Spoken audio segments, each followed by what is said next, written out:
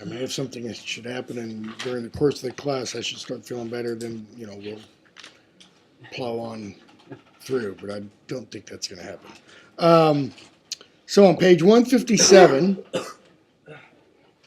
in the Theological Poetry of St. Gregory of Nazianzus, lamentation concerning the sorrows of his own soul. Now, if you read the introduction, again, the introduction goes into some length, I mean, not a great deal, about the 4 different kinds of poetry he writes. And one of those kinds is autobiographical, or poetry about his own soul or what's going on in his life and such. It's talked about on page 9. The third grouping of poems is in some ways the most interesting.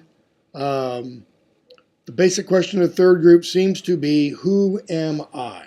Okay, and in that sense, that third group is really the most kind of modern, because it's not concerned with, go back there to page 9 for a minute, it's not concerned with, the first group of poems is kind of what's to be believed. The second group is, okay, if this is what's to believe, then what is to be done? The third group, who am I? It's not a matter of faith. It's not a matter of virtuous living. It's, why am I here? What's the purpose of existence? And so it tends to be that third kind of grouping, rather existential in, I don't want to say in origin, in approach, let's say. So, start on 157, and we'll actually, as we go through it, we'll actually just read most of it. And if you guys want to stop me at some point, because there's a line that you want to discuss, feel free to. Otherwise, I'm only going to discuss the lines I want to discuss. So, poor soul, what have I suffered? What groan will do for me? What fountain of tears suffice? What melodies? No one has wept so over his children's death, or that of his kind parents, or cherished wife, nor for his sweet homeland, scorched by mordant fire, nor for his members rotting with hateful sickness, the way I mourn my soul's dire sufferings, its heavenly image destroyed. Oh, misery. Now, I think probably Gregory has in mind, when he starts listing these people who have mourned, he probably has in mind literary examples from previous works. For example, children's death could be Priam crying over Hector, okay, if you've read the Iliad and such. Or his cherished wife could be, Dido, in the whole situation with Aeneas and such. Okay, so he goes on, what have I suffered in everything? And his point is, what's been lost? It's not a wife, it's not a husband, it's not a child, it's not a homeland. No, it's the image of God in the soul. For truly man is the great God's creature and image. So 2 things there. He's the creature of God, he's the thing made by God, and he's the thing bearing the image of God. For truly man is the great God's creature and image, from God proceeding and to God returning again. So he's suggesting that from the beginning of all humanity is beginning from God and returning to God. The idea is, but how is the return? Is it a pleasant return, or is it something else? Whoever leans towards what's above and has tamed the flesh by the Spirit has Christ as his life's merciful guide. So notice what it takes to have Christ as your merciful guide. 1, you lean toward what's above rather than what's beneath or what's below. You lean towards heavenly things rather than earthly things, and has tamed the flesh by the Spirit. And that's what the fathers are all talking about when they're talking about virtuous action, virtuous behavior, ascetic feats, fasting, prayer, vigils, all that kind of stuff. All right? So, he has Christ as his life's merciful guide. What else? His possession, his tongue and ears, his very mind itself, his strength, supplying all things for the life to come. That is, all of these things, his possession, his tongue, his ears, his mind itself, his strength, all these supply what are necessary for the life to come, which is a deliverance from the insatiate world. Now, look at that description of the world. Insatiate. What does that mean? Never full, never satisfied. Never full, never satisfied. You know, which author was it that we read? I'm drawing a blank. That said, you know, hell never says, stop, I'm full. Was it Athanasius? I don't remember. Was it Basil? It might have been Basil. So he goes on. A deliverance from the insatiate world, from all that Belial, or Belial if you want, the God-hater, I threw in the, thief of others' ownings, has amassed. Okay? But into his barns, this is the one who has Christ as his merciful guide, into his barns he brings better stuff than earthly things. So he's alluding to that biblical passage that we spent quite a bit of time on with Basil. Into his barns he brings better stuff than earthly things, than things stealable or corruptible. In other words, lay up for yourself treasure in heaven, to see the Lord himself and become spirit. Okay, that's kind of what these are what he brings, you know, into the barn, to see the Lord himself, to become spirit, and having laid aside the flesh and the antitype's bulk. The antitype. This anti here doesn't mean the opposite. It doesn't mean the opposite of Christ, okay? It means the in place of, the thing in front of, before, the thing that kind of obstructs, okay? Having laid aside the flesh and the antitype's bulk, to gain a standing in the bright angelic choir, and have a prize surpassing his great struggles. The struggles are those ascetic feats, those, go back to the taming the flesh by the Spirit, okay? Seeing no more a vague type of the tabernacle as formerly. And now he's going to start saying, okay, this is what will happen when you rise into the bright angelic choir, or when you rise into heaven. You will no longer see a vague type of the tabernacle. Okay? The temple was a type of something. It wasn't what was ultimately of great importance. Okay? It was an image of something else, as formerly, nor the law's image, written and undone. The law, whether you're talking about the law written on the 10 Commandments, the tablets, or the entire Levitical law and the Old Testament law, it was a type of something. It was meant to be a precursor. It wasn't an end in and of itself. That's why Christ says, you know, I came not to abolish the law. I came to fulfill it. What's the law a type of? Christ. It's what Christ subsumes, okay, in his nature. So, lost my place. Nor the law's image written and undone, but beholding the unchanging one, God, with a purified mind's eye. Notice, it's beholding the unchanging one with a purified mind's eye. Because without being purified, one never gets close enough. Where all mouths celebrate with festal song. This is the purpose of human life. Go back to the opening. Poor soul, what have I suffered? And so he starts with, he's lost the purpose of human life. And through the process of the poem, starts to come back around, okay, here's what I need to focus on. Here's what I need to concentrate on. So, to this end, hubris, scraped up grubbing men for the sufferings of Christ, who received the form of a slave, that is, Christ received the form of a slave, tasted of death, and obtained another life. Right? Though God, he lived humbly. God obviously doesn't live humbly. All power, honor, majesty, and glory, etc. He who is eternally from on high, utterly the eternal image of the deathless Father, so that he might free me from slavery. Well, what's the slavery to? This insatiate world.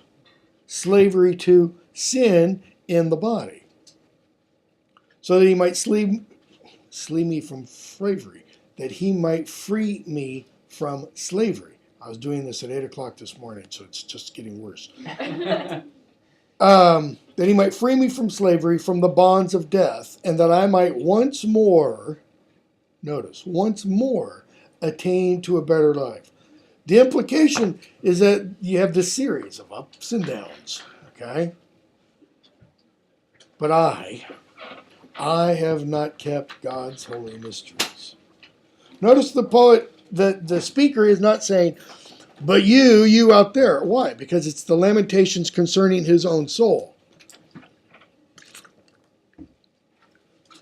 Okay, and the lamentations are a particular kind of song, a particular kind of hymn, obviously lamenting something that has been lost. So here he's lamenting the loss of this better life. Okay, so Christ has come. Why? So that I might attain to a better life. But I have not kept God's holy mysteries. Now, holy mysteries is probably referring to the sacraments of the church, because that's what the early church, as well as the Orthodox Church today, calls those sacraments. The Eucharist, it's a mystery. Okay, baptism, it's one of the holy mysteries. Confession, it's one of the holy mysteries. Ordination, it's a holy mystery. Marriage, it's a holy mystery. Extreme unction, it's a holy mystery. There should be 7. I don't know if I listed 7 or not. Okay? But he says, I haven't kept them.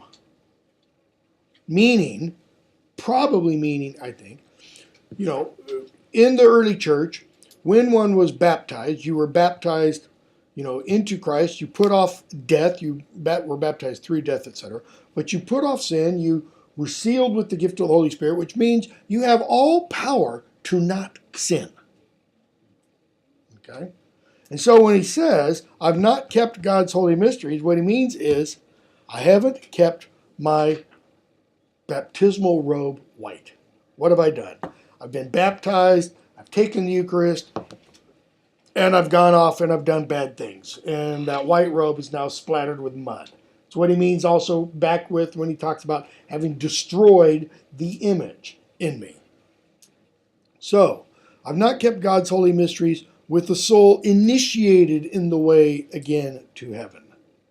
Okay? Again, catechumens, what we talked about the other day, catechumens were those who were becoming initiated into the faith.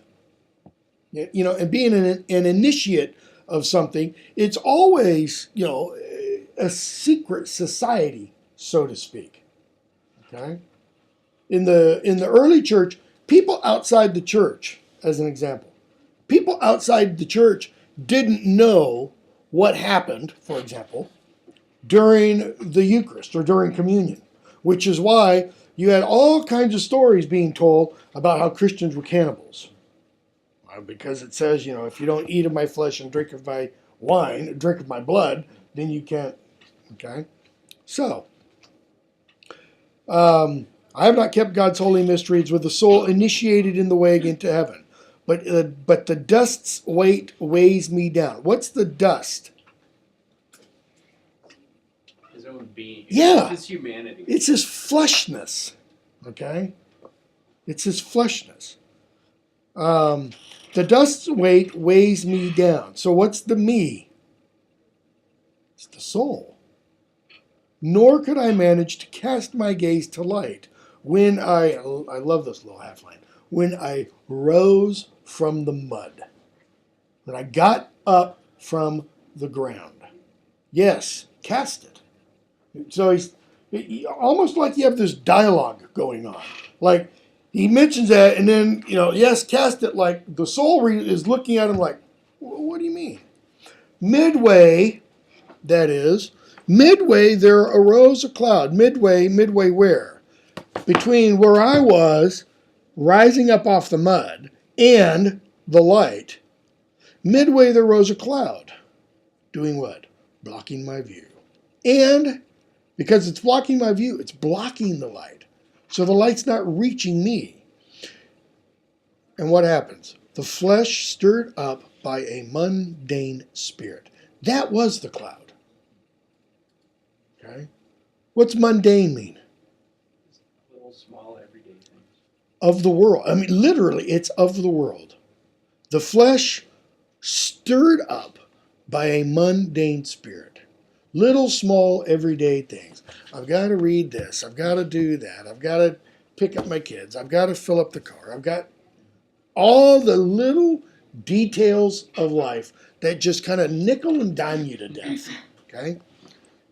It's like my daughter who finally got a job a couple months ago. You know, she gets her paycheck and she's like, I hate the government, because they nickel and dime me to death. You know, what should be $200 is $160, and it's like, oh, welcome to my world. So, many cares turn about in my heart, this way and that. These are the mundane things of the Spirit. And then look at what he says. Empty things. Okay, he's saying the many cares are empty things. They're unimportant. They are mere distractions. Many cares turn about in my heart, this way and that, empty things from a wandering mind. What should the mind have? Focus. Laser-like focus. And instead, what does the mind do? Woo! In the Orthodox Church, you know, you have periodically in the Divine Liturgy, you'll have a deacon who will come out and who will say, let us attend. Okay? And what the John Chrysostom, the author of the liturgy, and then it gets added to by a few others later, what the liturgist is doing there is acknowledging. I mean, if you have an hour and a half long service, people's minds kind of start to go off and they think, oh, I'm kind of hungry. Let us attend. It kind of goes, shoop. It's to bring you back to the here and now. From a wandering mind, casting Christ, God the Word, far off. Okay, this is what the wandering mind does.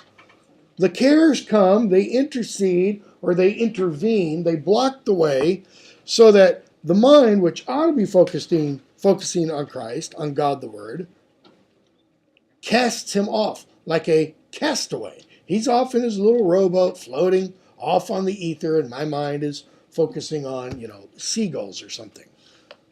While on the tongue lie many evil poisons of destruction. Probably thinking of the book of James, okay, where James talks about the evils and dangers of the tongue, which, by the way, I should point out, has nothing really to do with early Christian literature of the Middle East, but Martin Luther, of all the books and spurious books of the Bible, hated the book of James. Have I mentioned that before? Okay. He really thought it should not be in the New Testament. Okay? Several others did also. So anyways, for the tongue is for man a half part of evil, belching out anger, a naked wickedness, which boiling over ferociously carries a man out of his mind. I mean, what was it, Basil? What did Basil say about anger? I mean, just, okay? Or, it hides a painful thought within the breast, but speaks smooth talk from a politic mouth. Okay? Has something in here, but says something else. Hypocrisy. Oh, for some door upon my eyes and for my ears, which have everywhere been spread abroad. Not soundly, that is, not wholly, not in good health, so that I might see what is good and receive what's to be heard, but that both might automatically shut themselves to evils. Notice that, automatically. If he could only have automatic louvers on the eyes so that he sees something that he shouldn't see, and bloop, they automatically close, and the ears automatically close. Where would the virtue be in that? None. That'd be like creating an automaton. And the hand's best work is to lift up always to heaven holy things, like a sacrifice, in readiness to practice heaven's laws. For the feet, so we've heard the tongue discussed, now the eyes and the ears, now the hands and the feet. It's to walk a straight road, not on thorns, because where do thorns grow? Off the path. It's when you wander that you get into the thorns of life. Okay? To walk a straight road, not on thorns, neither along seascapes and an unholy path. Probably not along seascapes, not to be distracted by the beauties and the desires that are out there. But now, while God provided every member as good, what's he mean, every member? All the parts of the body. Everything is good. It has its purpose and such. To do good things. Evil has found them an instrument towards my death. Well, just take this wonderful invention. Okay? I could pull up right now something and turn around that would probably, I bet every one of you'd go, I can't believe he's showing us that, okay? Or you could go to another university and you could take entire courses, in pornography, which would be the study of historical pornography and probably how to produce your own, depending on the university. I've been reading some things about courses like that lately. Kind of interesting what goes on at universities. Evil has found them an instrument towards my death. The eyes, the hands, the ears. The only one he doesn't mention, smell. He doesn't mention smell. Okay? So, what is this law for me? What's the law he's talking about?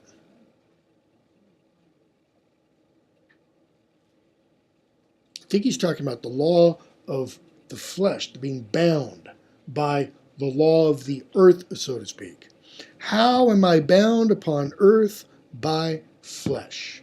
Notice, bound, binding, being tied, weighted down. Because what's the natural movement of the soul? It's ascent. Okay? So, how, as a body mingled with light spirit, the body's heavy, the spirit is light, how am I not totally mind, a pure nature, nor totally a dust of lesser things, but something else? Exactly. He's not understanding. How do I exist? God's easy to understand. Pure spirit, pure mind. The chair is perfectly easy. Pure matter. The chair doesn't think. It doesn't see someone getting ready to come. No, don't sit on me. Okay.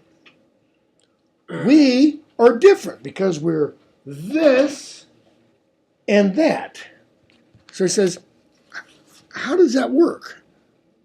I think to a degree, to be fair, and it's completely human, he's bellyaching. He's bellyaching that, why should I be caught between these two poles? I'd rather be pure light or a frog. But to be this thing that's neither fish nor fowl is just, it's terrible. Why would you do this to me? Exactly. Why me? And, where is that? Is it Shakespeare? There's an author. No, it's Donne.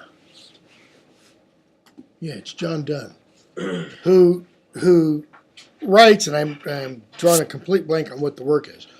Says, essentially, how is it that we can be blamed for what happens to us? Because here we are, we're midway between the two. And if you'd only made us right, to where we wouldn't be drawn down like this, Because after all, the dog doesn't get blamed for doing what dogs do, and horses don't get blamed for doing what horses do, and lions don't get blamed for doing what lions. So why should I receive blame? Because I'm nothing but an animal also. Okay? Playing on that Renaissance notion of, humanity as being midway between the angelic order and the animal order. And how you act shows where you are and how you're moving on that great chain of being. Those of you in my 3010 course are going to hear about the great chain of being coming up with Lear quite a bit. Okay, so he says, I'm a dust of lesser things, but something else, from both and both. Therefore I wage an unending battle of war. Ever trying to ascend, to rise, and ever having what? My flesh holding me back. Because my focus turns up here to rise, and then I see something down there. I'm like, oh, that's kind of cool. Hang on,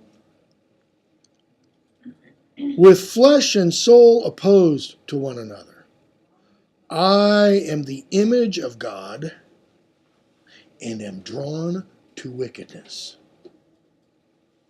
Notice it's I am the image of God. It's not I am God. Okay? I'm the image of God. That is, I bear in myself everything that God bears completely in himself. Okay? I bear that incompletely. Okay? That part of, made in the image and likeness of God.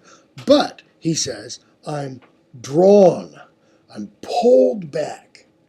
I'm excited by wickedness.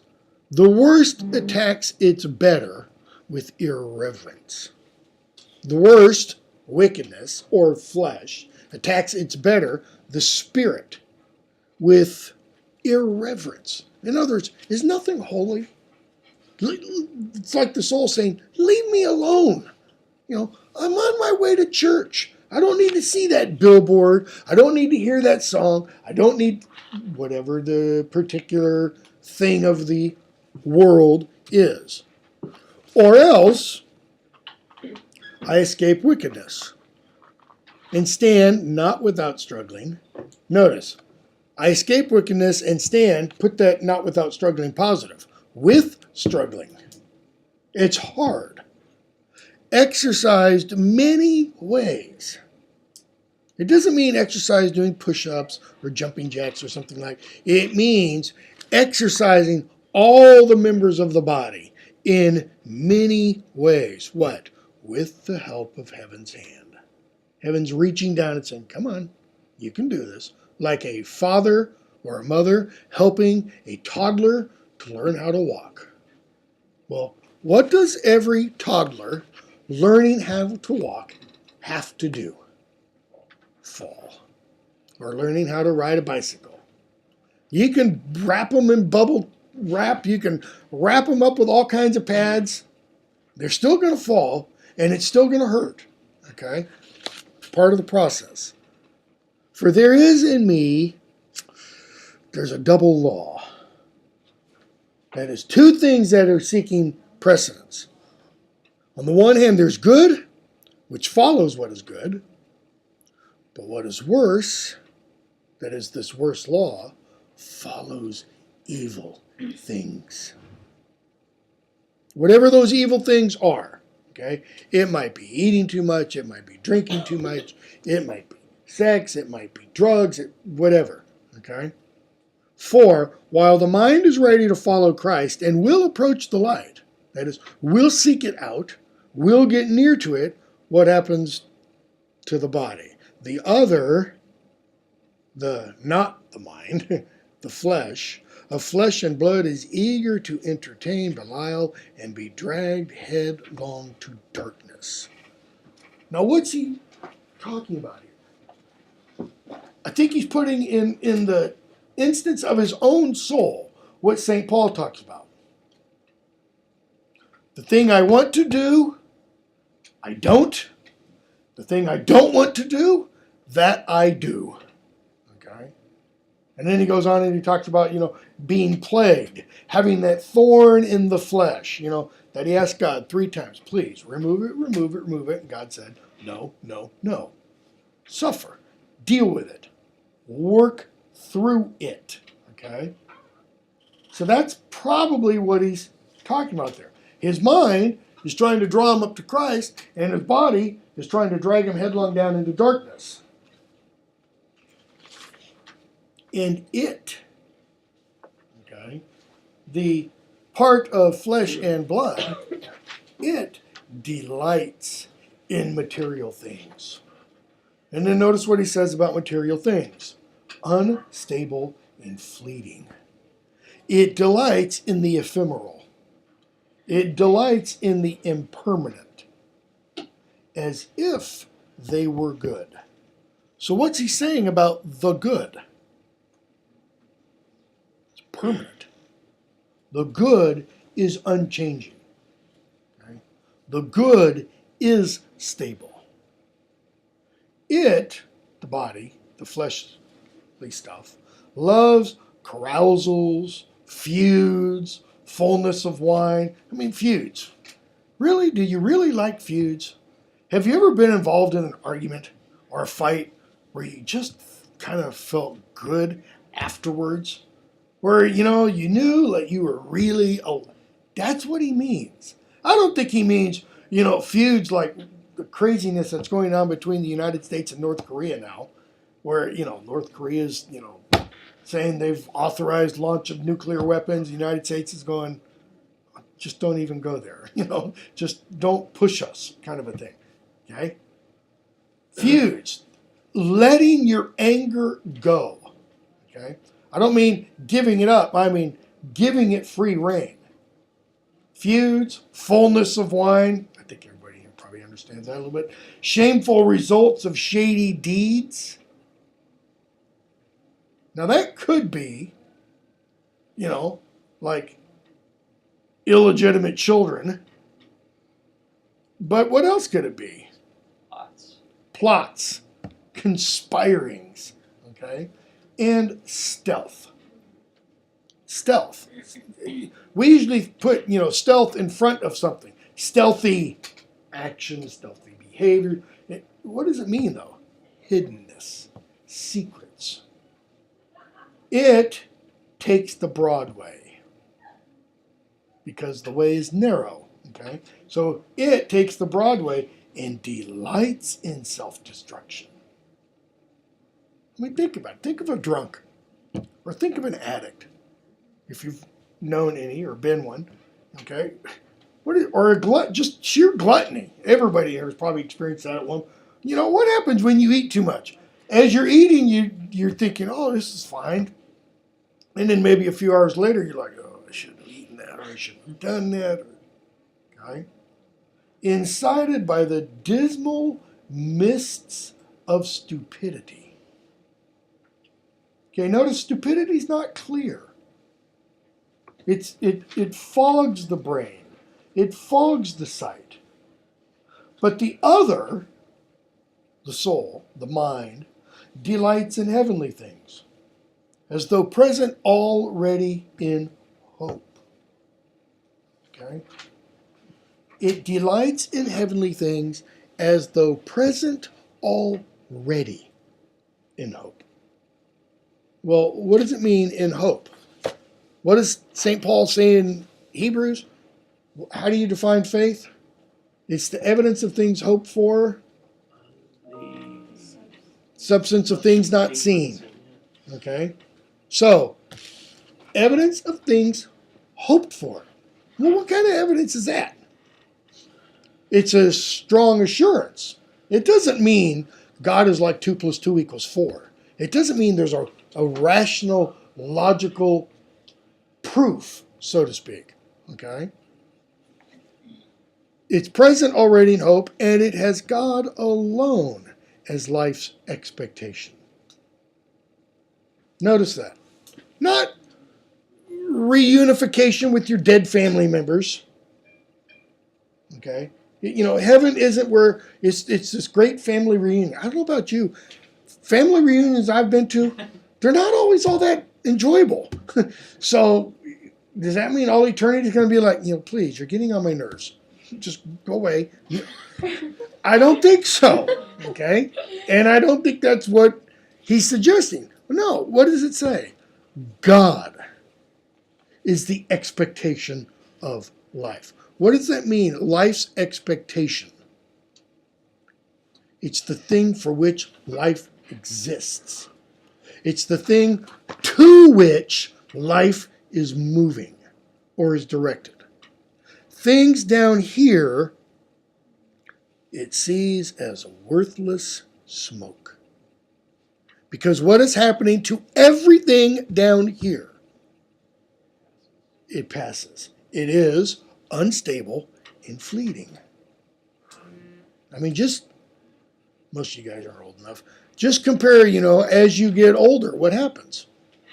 You can't do things you could do previously. You forget things you knew previously. You start mixing your words up, Alzheimer's kicks in. Down here is worthless smoke. Alien things. Subject to alien conditions. Well, what does alien mean? Foreign. Is it creature from outer space? Okay, it could be creature from outer space. So you're in a spaceship. So if things down here are alien things, then where are the things that really belong? In heaven. And what's one of the things that really belongs? Me. And things down here are alien. In other words, this isn't home. So these things aren't things of home, and therefore subject to alien conditions. It, the mind, the soul, loves poverty. It's a hard one to wrap, if you've been poor, it's a hard one to wrap your mind around. It loves poverty and sufferings, noble cares, and travels on the narrow path of life. But what does it mean, really, by poverty? Does it mean literal poorness? Or lack? It doesn't mean being so poor, that you have to fiddle around through your couch cushions to try and scrape up money to buy a loaf of bread. Okay? But it does mean going without. Because it's only really when you go without that you start to learn what you really appreciate, what you really value. Okay? For example, if you've ever been camping or backpacking, my dad and brother and I used to go camping, backpacking every summer. We'd either go on the coastal range mountains of California or we'd go to Yosemite. And we'd go anywhere from 3 or 4 days to a week to 10 days. And after you've been on the high country for 10 days, there's something you really come to look forward to when you get back to civilization. A good hot shower. Okay? That's kind of what he's suggesting there. And while these strove, that is, the mind and the body, while these strove, observing from above, there came the Spirit of the mighty God and gave the mind a hand. Why? Otherwise you'd be just forever caught in stasis. Be forever in the battle. The mind would never get the proverbial upper hand. So the Spirit of God gave the mind a hand. How? Gift of Pentecost, okay? The gifts of the Holy Spirit, all of that. Ending the pernicious bodies warring and stilling the rising swell of black passions. Now what he's talking about there is the Father's teaching that with Pentecost, with baptism, one can overcome sin. One can attain in life perfection. One can be united with God in life. And I mean really united with God. so that here in the flesh you see the things of God. You understand the world the way God does. Okay? Kind of, if you're low-life scum like me, kind of hard to understand. Swelling of black passions. But again, notice, it's not just because, the Spirit gives you a lending hand and everything's fine. Again, this flesh has a madman's strength and does not let up warring. But the sword strikes here and there. So even though the Spirit is helping you, what's the flesh do? Not so fast. I'm going to hold you back. Sometimes the dust is conquered by the mind. Sometimes the mind unwillingly follows the flesh as stronger. You tell yourself, no, I don't need that third piece of cake. Oh, what the heck. Or donut or cookie or fourth beer or whatever. While what it wants, the mind, is what's better, what it hates, it does. And there's St. Paul again. Bewailing the bitter servitude, the slavery, our original father's error and our mother's lawless persuasion, the mother of our venery, okay, and the twisted, I love this, blood-sucking serpent's shameless lie. That serpent who delights in humanity's crimes, and the wood, that is the wood of the tree, the fruit of the plant that crippled mankind, the destroying taste, and the gates of death, and utter shame and nakedness of flesh. Notice, it's nakedness of flesh. It's flesh really shown for what it is. Okay? And being cast out dishonored from paradise and from the tree of life. So this is what the flesh does. Sickened with these things, the mind mourns. That is, thinking back, recounting our history, what does the mind do? It mourns over what is lost. Because what's lost? Paradise and life. I don't know about you, Murfreesboro isn't paradise. I've never lived anywhere that is paradise. I've been some places that might be closer. But even those, after a while, no. The flesh looks with me now to these first ancestors and the murderous plant and does what? Greets as a most sweet food what the bitter, destroying, cousining snake displays to it.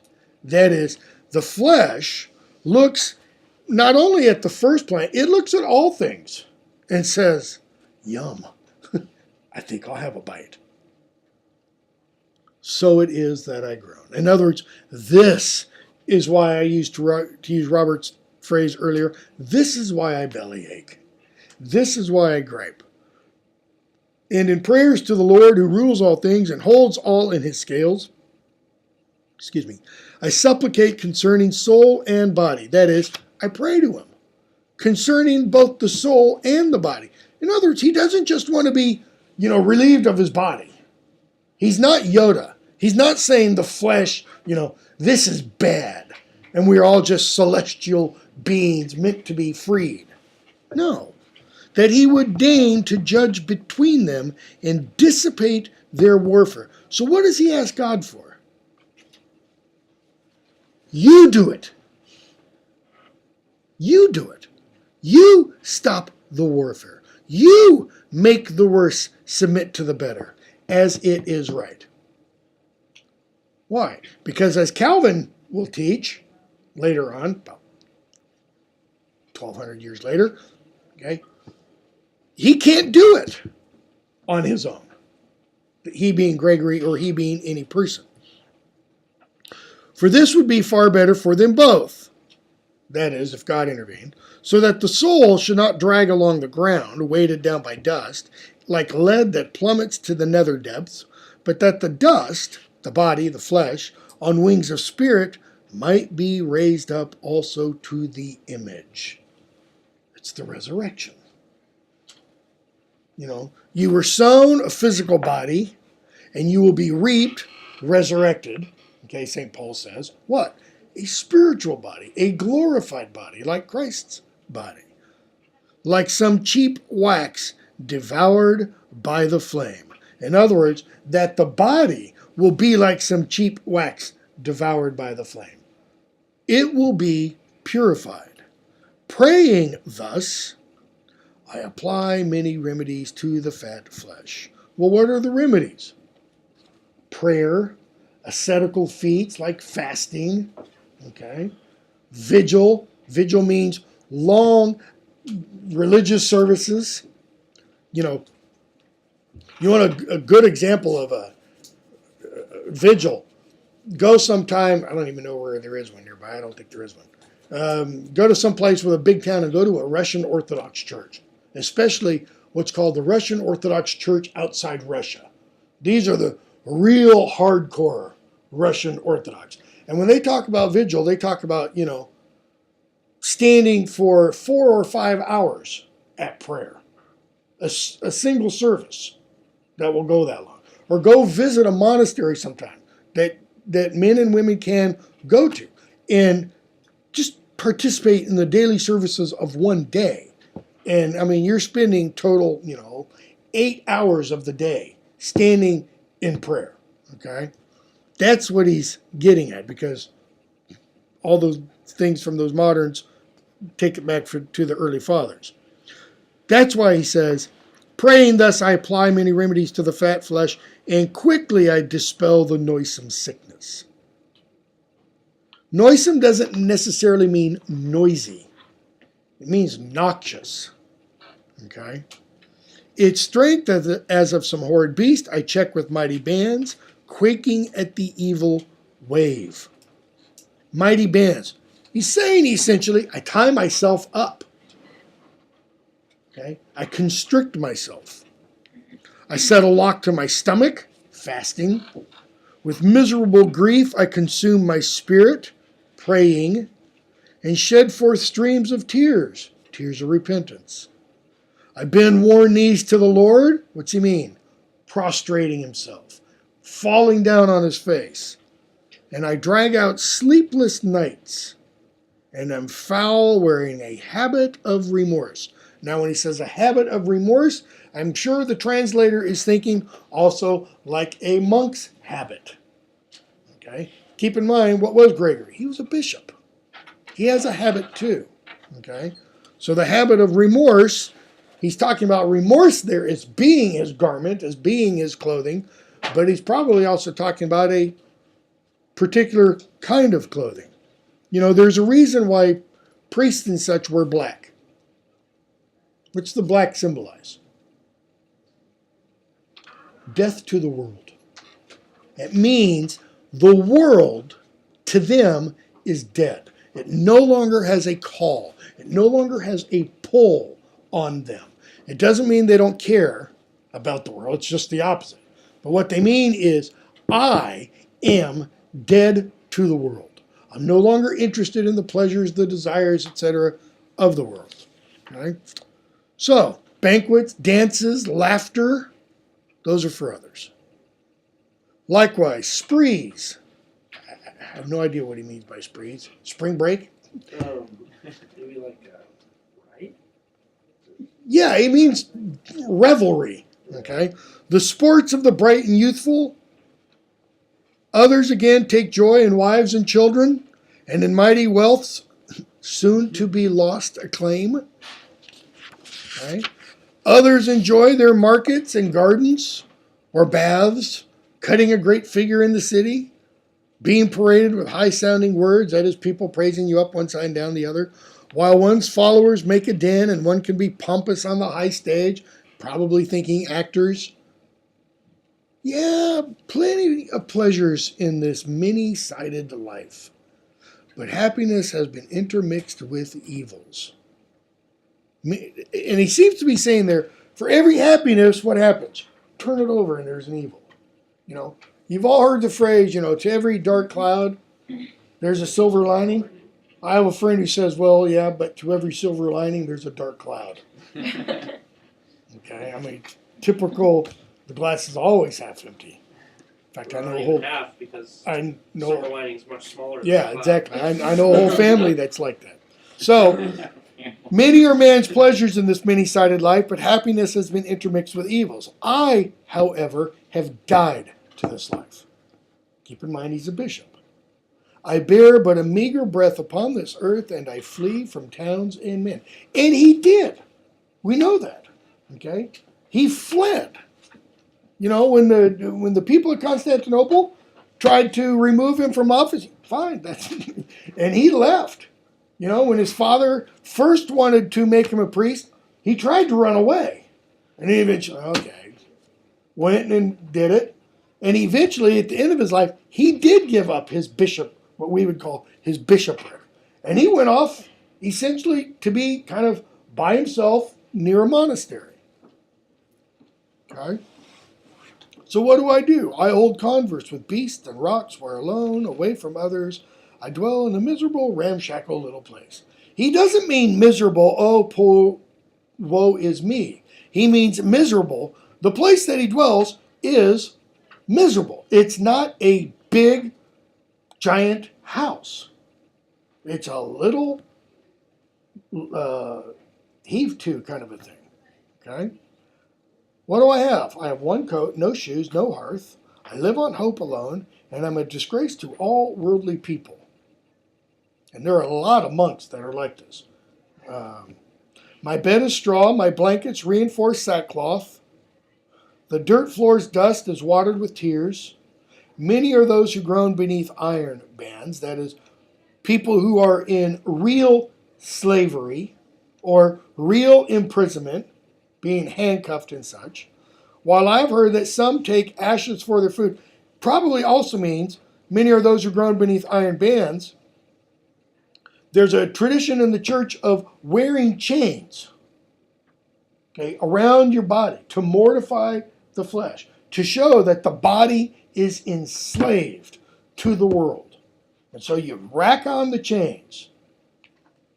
So he says, I've heard others take ashes for their food.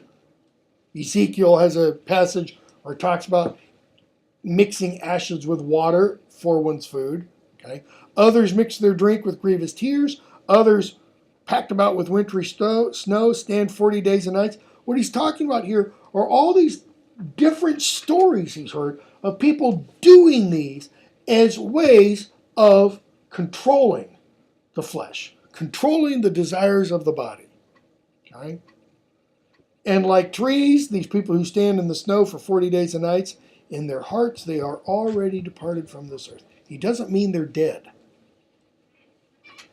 He means they've kind of up here, they've left the earth, possessing in their minds God only. Just let him sleep. Okay? Another has clamped shut his lips and what?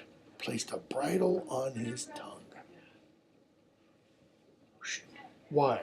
Because out of the mouth proceed all kinds of stuff. Not always, though. Not always. He takes the bridle off to do what? To sing hymns. Okay? So when he speaks, it's religious verse or song. It's the liturgies of the church. Okay? Again, this is a monastic trait. Like a living harp plucked by the Spirit. Now, I don't remember if I mentioned this. I think it was mentioned in Brock's introduction. St. Ephraim of Syria, Syria was called the harp of the Spirit. That was a nickname during his lifetime. He was called that. All right. One devotes his head to Christ for pure prayer's sake. What does he do? He doesn't cut his hair. Another has closed shut his eyes, placed doors on his ears, lest some deadly spur sneak in. That is somebody who vows to not look at the world. Okay? Such is my stock of remedies for the ragings of the dust. In other words, I have all these examples that I can follow as a helper against my passions, even now when I'm gray. But many storms unlooked for swirl about in spite of us. Well, isn't that how all storms come? For, and they wear me out with bitter pains. But it neither yields to words, nor by labors is it conquered.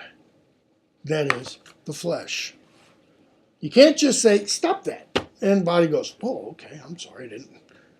Nor by labors is it conquered, nor does time tame the horrors. But always, with blind eyes, it goes boldly against life, seeking, as they say, the cliffs. And if even it gives way a little from fear of God, or from pains, or God-given words, then, like a shoot transplanted by farmers' hands, it soon is curving back to its former evil. Even if it temporarily stops and corrects course and goes the right way, like the sun's going to come up tomorrow, you know, you're going to revert back to your old ways. Oh, members, hands, ears, spawn of death for humankind. Spawn. What does that mean? Offspring, children of death for humankind. Being then in this way consumed by evils, we what? We joy in our insanity. We take pleasure in our members, whatever those members are doing. Okay? What do you mean? Pardon? What do you mean? Yeah. We neither value reason, which God, when granting the seed of life, placed within those who were coming into being. What does he mean, coming into being? Does he mean those who are being born? No. Robert shakes his head no. So what does it mean? I guess maturation or I was thinking sanctification, but I'm sure maturation could be. Both of those. Young's individuation. What does, go back to St. Ignatius. What did St. Ignatius say he was looking forward to his martyrdom for? To become a Christian. Okay? So, God gives reason that he places within those who are coming into being. And I think what he means here is we don't really come to be until the race is completed successfully. Until the end is achieved. In other words, none of us is really fully human. We're in the practice of becoming human. Okay? Nor do we tremble at the law. Well, and the law was given just like reason was. To do what? Which long ago in letters of stone Christ traced out as the truth. And the Lord inscribed on a plank, then in our hearts. So first on rock, then on wood, then in our hearts by the Spirit. And what do? We even plot against Christ's sufferings. How does he mean we plot against Christ's sufferings? Well, think of what he's saying. By which he drew me away from bitter passion, suffering, taking flesh, being nailed to the cross, nailing also the creature's black transgression and Belial's strength, so that reborn and racing out of the tomb, we should have glory anew with the great Christ. So that, when the two Marys run to the tomb and they see the door open or the stone rolled away, when he says reborn and racing out of the tomb, he's saying that should be us. But no, what do? We plot against Christ's sufferings. Well, how? We, he is suggesting, those who come after Christ and look to Christ, have all the knowledge, all the information that's needed, and yet still go back to the old ways. Okay? God's gifts are many to all things upon earth. He says, in fact, greater than our tongue can tell. He subdues my recklessness with his strokes, chastisement. He draws me towards life, supplying things in friendship. He rules all things for men with a kindly mind, even if the depth of his wisdom is concealed. Much fog stands between our race and God. In other words, we may not understand how all things are ruled, which only few have gone through, seeing past our life with most keen eyes. And I think he's suggesting there the saints, like maybe St. Anthony of Egypt, who lived before Gregory. Stories of, saints who saw, quote unquote, the future, or who saw exactly when they were going to die. And they would tell, the people in the community, whether they're in a monastery or somewhere else, get ready because on such and such a day, I'm going to die. And, yeah, right, sure you are. And such a day, bye. I'm lying down and they've gone through, seen past our life with most keen eyes, and the pure who fasten onto pure wisdom. That is the saints again. But Christ gave me extraordinary honor. And here he's talking about me personally. Me, Gregory of Nazianzus. Why? Because he's going to talk about his parents. His mother was a Christian. His father was a bishop. Okay? What did they do? They instilled this love in him. How? Go down to 205. I was a tender child, not long a child, when the mind was etched with an image of good and evil. Now, how did they etch an image of good and evil? They raised the child up in the way he should go. Okay? Probably a lot of it was stories. Good stories. Okay? Was etched with an image of good and evil, not yet having an idea by solid concepts. That is, because he wasn't old enough to understand, the big word Jason used, sanctification. He can't understand, but he can understand. Be good. Okay? But having at first been inscribed with alien manners. So what happened? My parents wrote me this mind, not with evil colors, but by teaching the good things of virtue. Manners. Respect. Doing your chores, kind of a thing. For indeed, they were the wonder of everyone on earth, all at least who showed the least love of piety. He's talking about his parents. Everyone who knew them respected them, honored them, revered them. Equal alike in age and in renown for the manners of human life, happy, healthy beyond measure. He once stood far from the great sheepfold, where now he greatly governs. Implies that at the time this poem was written, his father is still alive. Okay? If the great sheepfold is his bishopric, and he's the great shepherd of the sheep, the bishop, okay, and over them is shepherd, and is now a father and a pastor of pastors, the shepherd of shepherds, okay, it's what a bishop does. He did not come into the much yielding orchard early, but by labor. In other words, his father was converted later. He wasn't born a Christian, wasn't a cradle Christian. So coming in labor, he outshone those who came before, or who were Christian before. And she, the holy fruit of holy parents, his mother was born into a Christian family. His father was not. Okay? She's not a whit less to be honored than those who earlier had received Christ the Lord and who saw him reawakened from the tomb. In other words, don't honor my mother any less than Mary, Jesus' mother, or Mary Magdalene. There are three Marys, or the other Mary, mother of Salome, I think it was. Okay? From them, that is from his parents, my mind new formed. This image takes a little. Like a cheese newly curdled, received at once a molding as from a basket. Why does he use that image of a cheese newly curdled?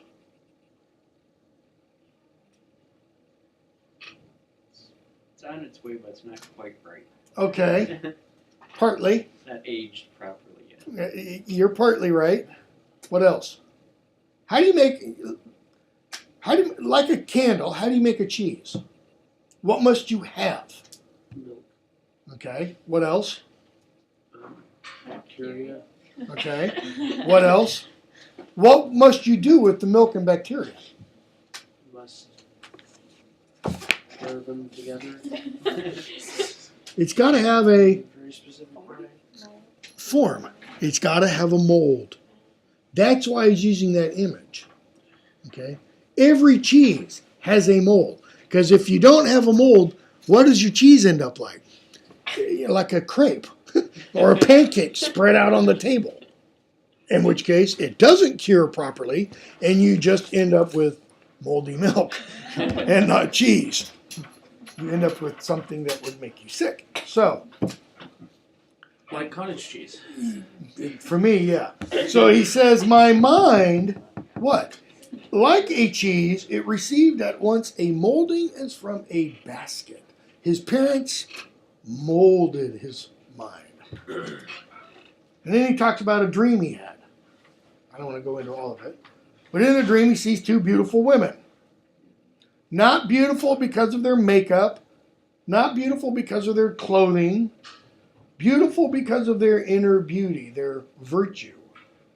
And he says, line 247, they're both wearing veils. The fair blush of shame was prominent in both. Does that mean that they both got really red complexions because they're so full of shame? Are they ashamed? No. No, but they aren't shameless. Exactly. Okay. As much as would show from behind the well-spun cloak, that is, the veil. He says their lips were closed in silence, and they kiss him. And with their lips, line 253, I guess. And with their lips, again, they kissed me, since their spirit was cheered, cherishing me as a beloved son. And so I said, who are you? And one said chastity, and the other said temperance. So chastity and temperance, or chastity and moderation, if you want. We stand alongside Christ the King, rejoicing in the beauties of the virgin ones of heaven. Okay. Now, he means here, by chastity and virgin ones, he means sexually pure, truly virginal. Some writers of the early church will talk about chastity and virgins as married relations. Okay? So that a husband and wife can be sexually pure, as long as they're sexually pure with each other. Okay? But he doesn't mean that in this context. This context means Dreams this coherent. pure virgin. So the two virgins say, come now, child, mix your mind with our mind. Mix your mind with our chastity and our temperance, and your torch with our torches. That is, let our light shine in you, so that we may carry you up on high through the bright shining air and set you as a light beside the immortal Trinity, so that you can be a torch on the wall, lighting up the way for the Trinity. And they go off through the air. And his eye follows them, and he realizes it's a dream. 265, but a long while my heart rejoiced in the holy visions of the night, with these images of shining incorruption. And he says, and even now the story comes to mind, since the notion of good and evil was fixed infallibly. In other words, this is an inkling of what he wants to follow. And a sense of longing leads the way. Longing. St. Augustine writes, what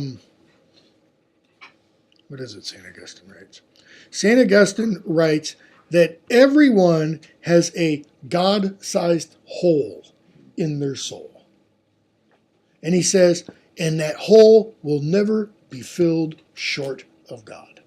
And he talks about that in the context of his life. If you've ever read St. Augustine's Confessions, he lived a pretty raunchy life. I mean, talking about going to the whorehouses and partying and the whole night. Meanwhile, his poor mother Monica is praying for him, that he would turn from his wicked ways and everything. I mean, he was doing everything. And what he says is he was trying to fill that God-sized hole with all these other pleasures, and finally came to the conclusion it can't be filled with anything other than God. Okay? That's probably what Gregory means here. A sense of longing leads the way. That there is something drawing him forward. And just as a hidden spark, consuming from within a dried up stalk, lights it up suddenly, first a tiny flame, then afterwards springs up unspeakable fire. Okay? Well, what's the tiny flame? The leading of the Spirit is, kind of unknown.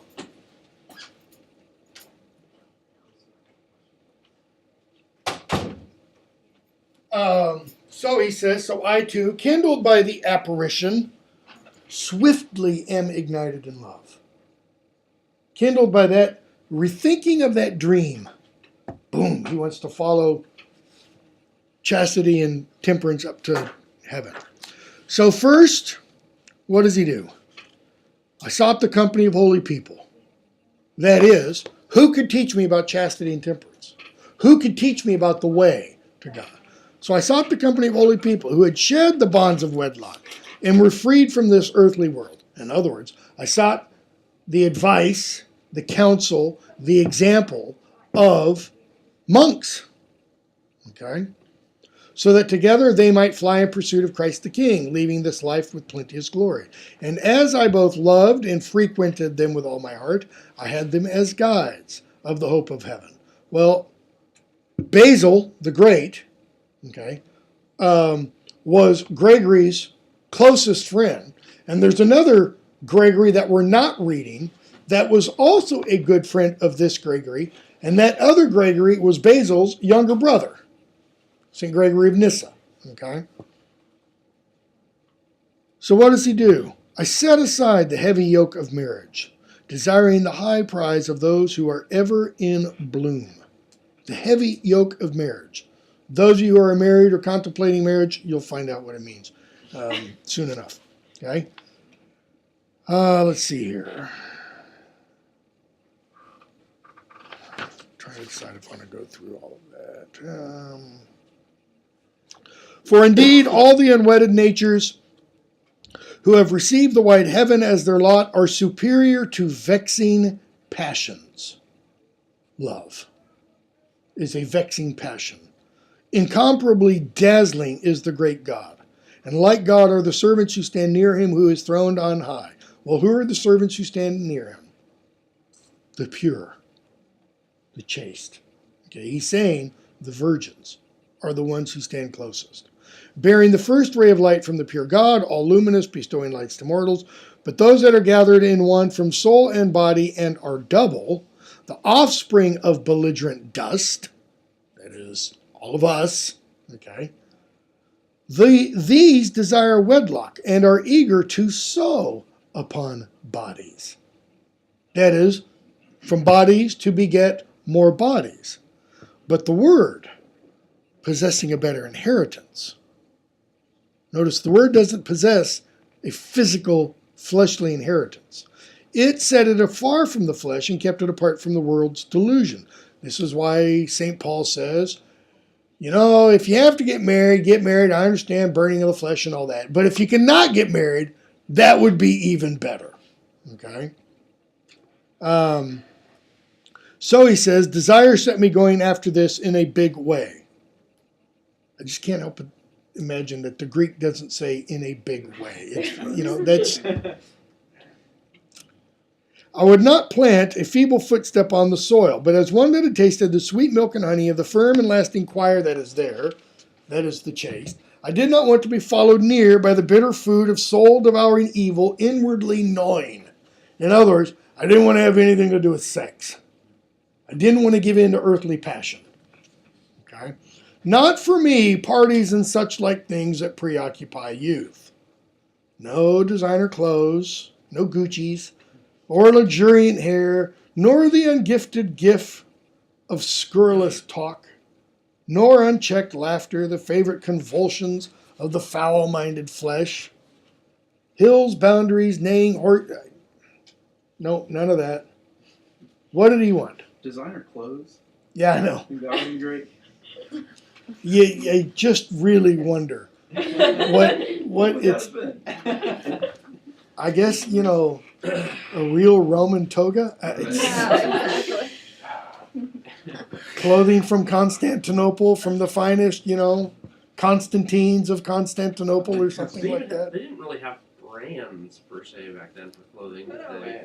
Oh, I'm sure they. Better than others. I'm sure they didn't, but I'm sure that there were particular merchants who made clothing that was sought after. I mean, we do know, for example, a little bit later than this, for example, that there were armorers who would make swords and shields and helmets and stuff that people would seek out and go to specifically for those individuals. Well, especially for weapons and stuff. It's not everybody can make those. That's. But I mean, you have different. I mean, just think. You've got different, quality of cloth. Oh yeah, no, I understand, but not. I was just pointing out like the designer. Yeah, I mean, do they have, would some weaver put a, little label in his, made by Aristophanes, So Aristophanes decided to become a clothing maker in this world of yours. So he says, no, I have set my neck under stern discretion, who preserved me and loved me and raised me to high honor and readily set me into the hands of Christ. Well, what is discretion? What is it to be discreet? It's to separate. It's to divide. It's to distinguish between the good and the bad, etc. So when he says, I put my neck under stern discretion, he's saying, I weighed everything that I saw and I chose this part and not that part. But, O Father, O Word of the Father in you, O Shining Spirit. Why? Because he's a Trinitarian Christian and he's going to hit all three. The support of our life that is in a bad way. That is, you are the support of our life, and again, in a bad way. It's like the translator got real tired towards the end. Wait, hold on. Party animal for that one. It's like that really stands Oh, yeah, out. We were It's so party preoccupied animal. with designer clothes, we didn't even touch on luxuriant hair. Yeah, when we What does that mean? what did the Greeks and Romans do to their hair? Did they bleach it? No, they greased it. They Oh, oiled it. Did they? Okay. Oh yeah. I mean, you ever heard Grecian formula? The stuff old guys use to take away their gray. Okay, it makes hair. If you've got dark hair, it makes it black. Okay. Huh. I've got a friend who's Greek. He's in his 60s. He doesn't have a single gray hair, and it's real. It's not because he puts on, Grecian formula or whatever. So, you that are the support of our life that's in a bad way, do not leave me to the meddlesome hands of the enemy, the antagonist against your hope. It's not that Satan is going to antagonize God's hope. God doesn't have any hope. What would God have to hope for? Okay, the hope is my hope of you, lest I be like a ship. And then notice the language that he uses to describe the ship. Tarred, trim sailing, running straight. In other words, lest I be like a ship ready for the voyage. It's had the pitch put so that it's watertight. Its sails are trimmed. It's running straight. It's coming close to the shore. What? And a hurricane, wham, comes and sinks me. No. Keep an eye on us. For such is the mind of Belial, full of envy. Line 324. He ever hates the race of men. Why? He doesn't want them dwelling away from earth in heaven. Why? Because he himself was shaken from heaven to this ground. Because he was kicked out of heaven and lives down here, he now wants us to be kicked out of heaven and to live down here. Okay? Because of this, line 331, works of darkness always cheer him, and he takes strength where there is shady vice. Moreover, he's wholly double of form and twisted in thought, coming up now with one trap, now another. In other words, now he takes this tack, and now he takes this tack. Why? Because he is absolute darkness, but if you should find him, as St. Paul says, he's swiftly transformed into an angel of light. Which is why St. John then says in his epistles, test the spirits. If they do not confess that Christ is the Son of God, don't believe them. Okay? So, go to the end since we only have 22 seconds left. Line 343, but save my old gray beard and grant a merciful end to life. As formerly you carefully loved me. Formerly, in the past. Is he saying you no longer do? And day by day you led me to what's best, bringing me forward to better hopes. That is, each day led to a better hope. And lead me away from ill-willed, bitter cares into the fair haven of your kingdom. It's almost like, he's getting ready to lay down and die. And he's saying, oh God, help me, lead me, protect me, so that while extolling you with the ever-living lights, the lights of heaven, because God is the Father of lights, St. James says, I may have a portion of heavenly glory. And it's as if he dies. Okay. All right. By all means, if you want to read more, because whatever exam question I come up with, you'll be able to do more than just the few poems in here that we did. But what we'll do then is we'll start, and I'm going to send you a list of which of the homilies by St. John Chrysostom to read for Tuesday. Do also read, at the link that I gave you there on the syllabus, read St. John's Paschal homily. I'll print it out, and I do want us to talk about it in class briefly. Paschal just means Easter. It's Easter homily. All right, that's all.